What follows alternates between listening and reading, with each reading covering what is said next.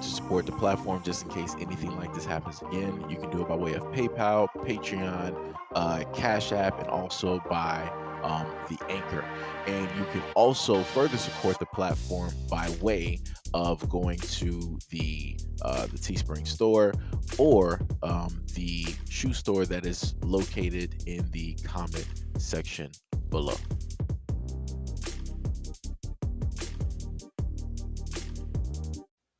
Now, a lot of people would tend to say that beauty is in the eye of the beholder, right? You look at somebody, you can tell that they're very beautiful and everything like that, right? But it's the moment in time that a person decides to open their mouth and make certain statements that that beauty starts to fade, right? And as you can clearly see, this person stated a variety of things, one of which is, I'm tired of seeing Black women and Black LGBT devote their narratives, I'm sorry, their entire lives to defending and trying to save Black men who go after and erase them daily. The next one, when a colorist Black man picks a non Black woman, it's because he thinks non Black women are easier to control. Next, Black men and Caucasian men have shown Black women as a whole that our safety is not a priority. Stop waiting for them to save us, right? Now, in the whole general sense, at least in the main ones that I picked out here, she's specifically talking about Black men. People look at the third one, well, it's not all about Black men. She set up there and listed Caucasian men as well, too. I guess you're not gonna. No, no, no, no, no. The main thing is that you see here is that this is what she's doing. You can look at her skin complexion. She is very well melanated, hair looking great, everything, right? She could very easily, if she wanted to, right? She could very easily be a model. Instead of doing the things that she's doing on social media, right, and have done in the past, she could decide to actually be a model and be making buku bucks, right? But that is not where we are, right? And the reason why I'm bringing this up is because of this. This is for the Black men that are harassing and threatening me because they found out I have a half-white son. First of all, it's not that you're Black that I didn't date you. It's that most of you speak to women like you're standing on a prison yard, and I don't find that attractive. Secondly, no one complains when Black men date outside of their race and give their wealth to women outside of their race. But you have a problem when you see a Black woman that has dated outside of their race. Is it because you're trying to convince us that we were undesirable when the fact is you're the one that's undesirable and you only have a certain amount of options and we figured it out? You're a victim. Here we go, CSI. She responded to somebody and stated, what does having anything to do with how I see you? A Caucasian man can call me a word, and it still won't make me see Black men like you as worthy. LOL. You're the same. And then in the picture, you clearly see her stating on her profile, when a Caucasian ex boyfriend called me his precious word of the day on Valentine's Day during an intimate moment. This is insane. This is insane.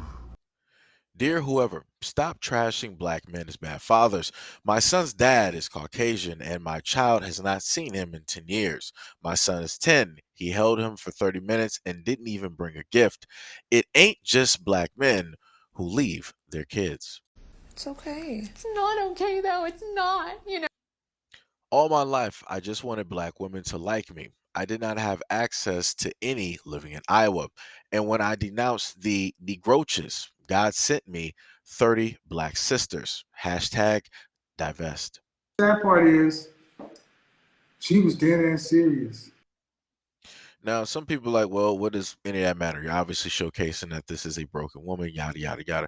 No, the thing that matters is that you have people that, in a sense, have a pretty privilege and they still continue to make the wrong choices in life and they want to blame everybody else for their wrong choices, right, but themselves. And the other problem is because the person looks the way that she does, it's not going to be too difficult for other women to want to be next to her, be in proximity, right? Because normally what takes place is that when women see another woman that has a certain look, they want to be next to that woman because that woman is able to draw attention. So within proximity, they want to be directly next to that. So that means that any and every single thing that this woman is stating about Black men, you're going to have other Black women, even if they might not have ever had a real relationship or a incident with a black man, they're going to agree with what it is that she is stating, right? And that's a very, very dangerous thing. And on top of that, she has a social media platform of which that means other people's daughters can happen to look at, right? And when that takes place, then those girls are going to be reprogrammed to basically believe what women like her are saying because the girls are going to be visual. They'll be like, oh, she's beautiful and da da da da. She's so beautiful. Why would she have to sit up there and lie? It's like she obviously is going to be that whole thing. They're not going to, in a sense, be able to see past the beauty part and look at the fact that this is just a jacked up person who keeps making the exact same wrong choices, right? And to also put it to a further extent, right? Even though she wanted to try to say that both black men and her preference are in the exact same boat. The one thing that I'm also trying to get through to a lot of women on here as well is that whatever you feel is bad directly in black men. She is a case example, basically telling you that she had a child with somebody that is her preference, and he made her a single mother. A black man did not do that. Her preference made her a single mother, and that is an invisible dad, aka a ghost dad. He is out of there. He held that child once, and that was out. He was on the first thing smoking. So, like I said, while y'all out here talking and y'all want to run your mouths talking about old black men are, making black women single mothers and all this, look at what they're doing to the community. Start looking at those stats in the Caucasian community and let me know what those numbers look. Oh, that's right. You're not going to do it because you're not going to go against and judge your preference in the exact same light of how which you scrutinize black men, because that would mess up what it is that you're trying to do and what it is that you're trying to accomplish and how it is that you're trying to level up, right? But the other thing that I wanted to highlight here is the fact that um, people pointed out that this same woman that you see in front of you, she was into movies, right? And I'm pretty sure that people can put two and two together and figure out what type of movies those specifically were. Some people might say, well, Seiji, what proof do you actually have? Anybody can say anything. It's the internet. What do you have to back any of that up? Hold my beer. So this is an image that I was able to find that fits very well directly with what she is replying to. She said, I'm literally 18 in that photo. I'm 38 now. Please keep showing the world how y'all sit on sites all day instead of building infrastructures, talking about black men. This is why the Caucasian man will always be more successful than y'all. LMAO. No one is ashamed of, I think that was supposed to be of, a 20-year-old tape. LMAO. Told you that. Who gave you that piece of information? Now, when perusing the internet and having to look through some databases, because they normally have databases for people who have done movies, they tell you the amount of time that they've actually worked. So, to an extent, she is correct. She worked from 2004 to 2005, but then she came back sometime later in 2007 and did one last film.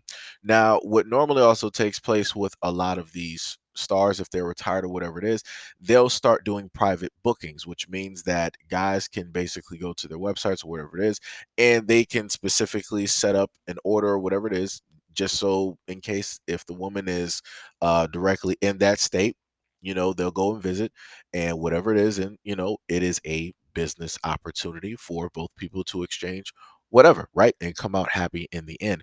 So that's something that is not really mentioned here, but a lot of them will do these things once they are retired and they're away from the industry, and they know that their names and whatnot still carries a little bit of weight, and they can still move some money around and still make things on their own terms and cut out the middleman.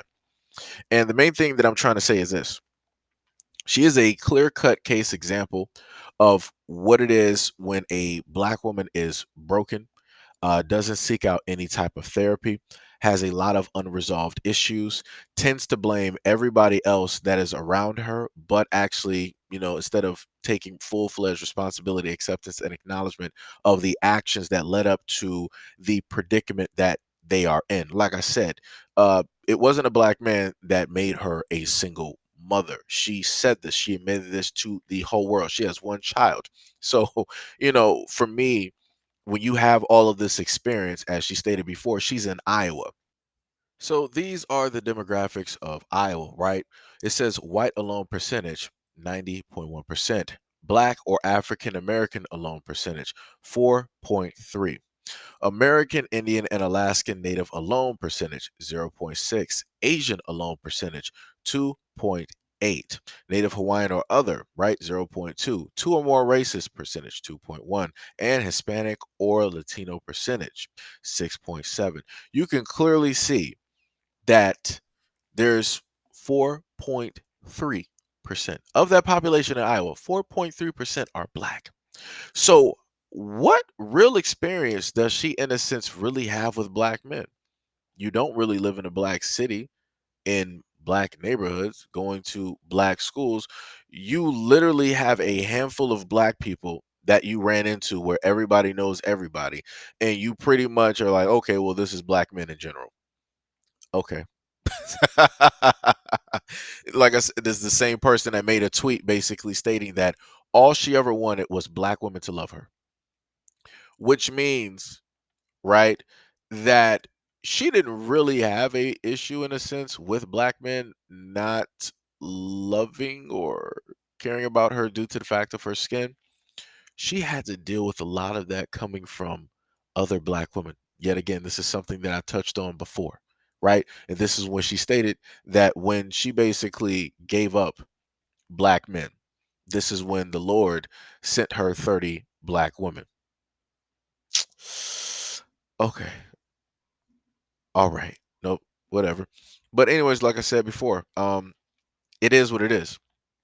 These are some of the people that you have black women following directly online, eating up every single thing that they're saying, believing full fledged what it is that they are saying. And, it's completely crazy and it's nonsensical and it's completely illogical to follow an individual like this. But this is what it looks like, right?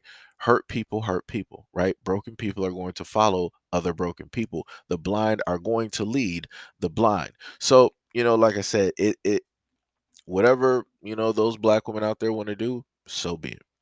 Right? So be it.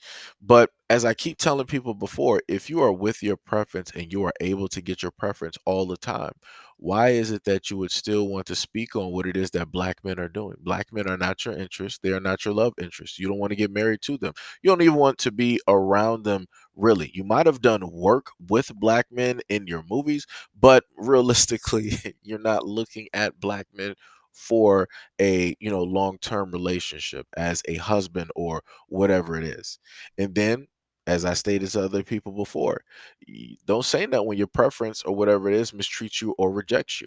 And here you have it. This is a black woman who is letting you know that her preference mistreated her, left her, abandoned her, used her, and did not love her. So, like I said, for those out there that feel that I'm trying to switch the narrative or whatever it is. No, I'm just giving you examples. I'm giving you truth to what it is that I've always talked about. And I've always told people that if I'm going to talk about something, I'm going to bring you proof of what it is that I'm speaking on. So you can't argue with me no more. If you argue with me, it just shows that you're 100% a fool and you refuse to actually look and listen to the evidence that is being presented.